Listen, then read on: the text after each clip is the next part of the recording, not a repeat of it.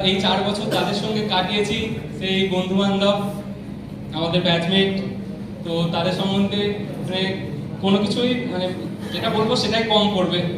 তো তাদের উদ্দেশ্যে আমি কিছু বলতে চাই। আবার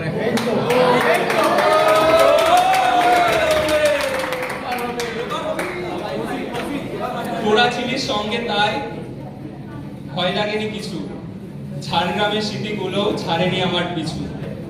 আমতলায় আড্ডা দেওয়া আর হবে না জানি, গ্যালারির মধ্যে ছবিগুলো সান্ত্বনা দেবে একটুখানি। বাবলুদার চা দোকানেও জমাবো না আর ভিড়, এরপরেও বন্ধুত্বে যেন না আসে কোনো চির।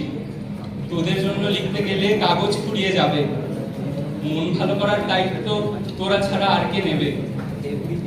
কয়েকজন ছিলিস বলে 4টে বছর সহজ হলো, ছেলে মেয়ে নির্বিশেষে বাসি তোদের ভালো। রুমমেটও পেয়েছিলাম খুব কপাল করে, সব বিপদে তোরাই ছিলিস, যাসনি কখনো ছেড়ে।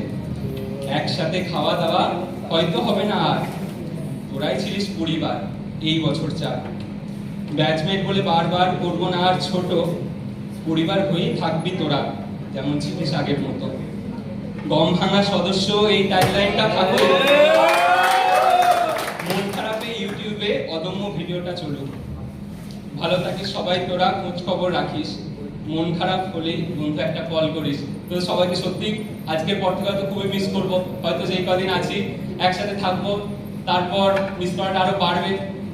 সবাই ভালো থাকিস।